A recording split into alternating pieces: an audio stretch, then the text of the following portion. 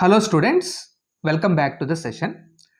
Coagulation of lyophilic colloids. అసలు lyophilic colloids అంటే ఈ కొల్లాయిడ్స్లో కొల్లాయిడల్ పార్టికల్స్కి సాల్వెంట్కి మధ్య ప్రాపర్ ఇంటరాక్షన్స్ ఉంటాయి, చక్కని ఇంటరాక్షన్స్ అనేవి ఉంటాయి. సో దీనివల్ల లయోఫిలిక్ కొల్లాయిడ్స్ చాలా స్టేబుల్గా ఉంటాయండి లయోఫోబిక్ కొల్లాయిడ్స్తో కంపేర్ చేస్తే. స్ట్రాంగ్ అట్రాక్షన్ ఫోర్సెస్ మనకు కొల్లాయిడల్ పార్టికల్స్కి సాల్వెంట్కి మధ్య ఉంటుంది. అంటే డిస్పర్స్డ్ ఫేజ్కి డిస్పర్స్డ్ మీడియంకి మధ్య మంచి ఇంటరాక్షన్స్ ఉంటాయి కాబట్టి స్టేబుల్గా ఉంటాయి. మరి why lyophilic colloids are very stable అంటే రీజన్ నెంబర్ 1 ఛార్జ్ అండి. మనందరికీ బాగా తెలుసు కొల్లాయిడల్ పార్టికల్స్ పైన పాజిటివ్ ఛార్జ్ అయినా ఉంటుంది, లేదు నెగిటివ్ ఛార్జ్ అయినా ఉంటుంది. అంటే ఈ ఛార్జ్ అన్నది ప్రతి కొల్లాయిడల్ పార్టికల్ పైన ఈక్వల్గా ఉంటుంది, సేమ్ ఉంటుంది, సిమిలర్ ఉంటుంది. ఓకే, సో దీనివల్ల మనకేమవుతుందంటే సిమిలర్ ఛార్జెస్ రిపల్షన్ అనేది ఉంటుందండి, అవునా? సో పాజిటివ్ ఛార్జ్తో మనకు రిపల్షన్ అనేది ఉంటుంది, నెగిటివ్ ఛార్జ్తో రిపల్షన్ అనేది, వీటి మధ్య అట్రాక్షన్ అనేది ఉండదండి. సో ఇలా మనకు ఈ రిపల్షన్స్ వల్ల ఆ కొల్లాయిడల్ పార్టికల్స్ ఒకదానొకటి దగ్గరగా వచ్చినప్పుడు అవి అటాచ్ కావు. ఓకే, ఇలా అటాచ్ కాకపోవడం వల్ల మనకు కొల్లాయిడల్ పార్టికల్స్ ఆ డిస్పర్స్డ్ మీడియాలో బాగా డిస్ట్రిబ్యూట్ అయిపోయి ఉంటాయి. అంటే అవి కొయాగులేట్ కావు, అవి ప్రిసిపిటేట్స్గా కన్వర్ట్ అవ్వవు.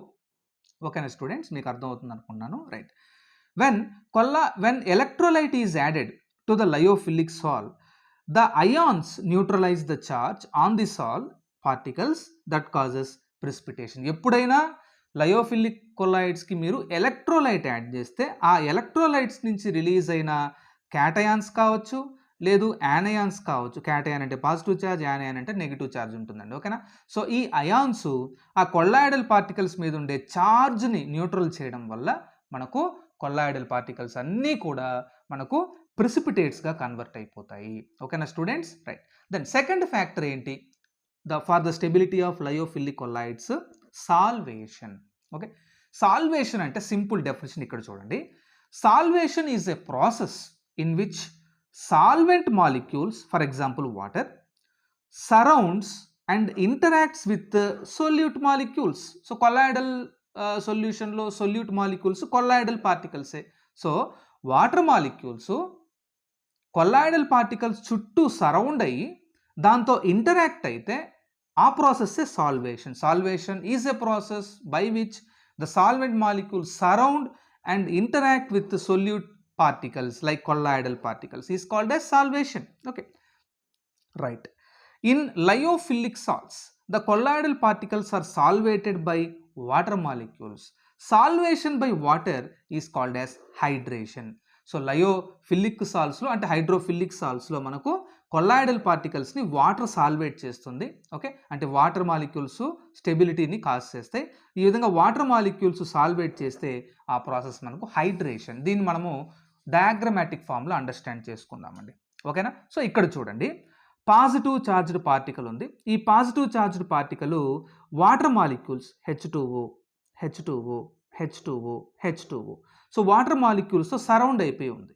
పాజిటివ్ ఛార్జ్డ్ పార్టికల్స్ని H2O వాటర్లో ఉండే ఆక్సిజన్లో ఉండే negative charge, partial negative charge, positive charge negative charge, positive charge negative charge, positive charge negative charge, ఇలా మనకు ఛార్జ్ని మనకు ఆ ఎక్కువ అలా ఉన్న పాజిటివ్ ఛార్జ్ యొక్క ఎఫెక్ట్ని తగ్గించడానికి మనకి ఇక్కడ ఈ పార్షియల్గా నెగిటివ్ ఛార్జ్ ఉన్న H2Oలో ఉండే ఆక్సిజన్ మాలిక్యూల్, మనకి ఆక్సిజన్ యాటమ్ మనకు హెల్ప్ చేస్తుందండి. ఇదే మనకు సాల్వేషన్. ఇక్కడ the positively charged colloidal particle ఈ surrounded by the water molecule. ఓకేనా, కొల్లాయిడల్ పార్టికల్స్లో నెగిటివ్ ఛార్జ్ ఉంటే కూడా మనకి ఇక్కడ నెగిటివ్ ఛార్జ్ ఉన్న కొల్లాయిడల్ పార్టికల్ ఉంది. And this negative charge is surrounded by partially positively charged hydrogen atoms from H2O. So H2Oలో ఉండే హైడ్రోజన్ యాటమ్స్కి పార్షియల్ పాజిటివ్ ఛార్జ్ ఉంది చూడండి. ఇది వాటర్ మాలిక్యూల్, ఇది వాటర్ మాలిక్యూల్, ఇది సాల్వెంట్ మాలిక్యూల్, ఇది వాటర్ మాలిక్యూల్. ఓకేనా స్టూడెంట్స్, సో ఇక్కడ ద నెగిటివ్ ఛార్జ్ ఈ surrounded by the partial positive charges provided by the water.